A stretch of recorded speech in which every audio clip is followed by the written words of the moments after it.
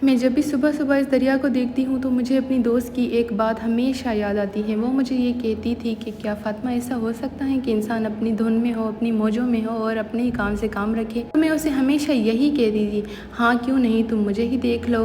पर जैसे जैसे वक्त गुजरा, जैसे जैसे चीज़ें मुझे समझ में आ रही हैं, अब मुझे ये पता चल रहा है कि नहीं, लोगों को कभी भी अपनी काम से सरोकार नहीं होता। उनका हमेशा मकसद दूसरों की ज़िंदगी में, उनकी खुशियों में इंटरफेयर करना होता है। वो आपको देखकर कभी भी खुश नहीं होते, ना ही कोई अप्रिसिएशन देते हैं। उसके बावजूद भी आपकी हर चीज़ पर वो निगाह रखते हैं कि आप क्या कर रहे हैं, किधर जा रहे हैं, और आपको इतनी कामयाबी मिली तो क्यों मिली, आपको नाकामी मिली तो अच्छी बात है।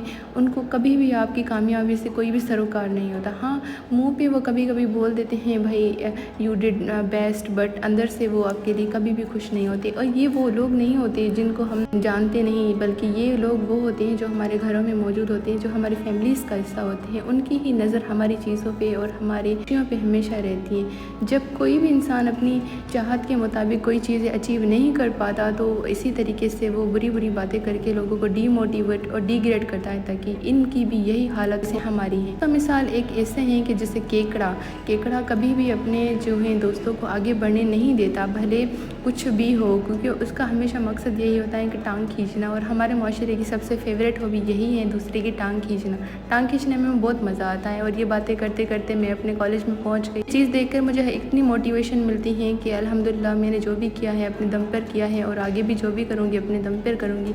और इस तरीके से मेरी ज़िंदगी के एक मोटिवेशन और मकसद मुझे रोज़ इस बिल्डिंग को देखकर याद आता है। और ये चीज़ें, ये सुबह सुबह का चलना, सुबह सुबह की स्ट्रगल मुझे बहुत ही मोटिवेट करती हैं कि हाँ, वाकई में ज़िंदगी वो नहीं होती जो लोग आपको कहते हैं, आपके लिए मुंतखब करते हैं, बल्कि ज़िंदगी वो होती है जो आप खुद के लिए खुद ही मुंतखब करते हो।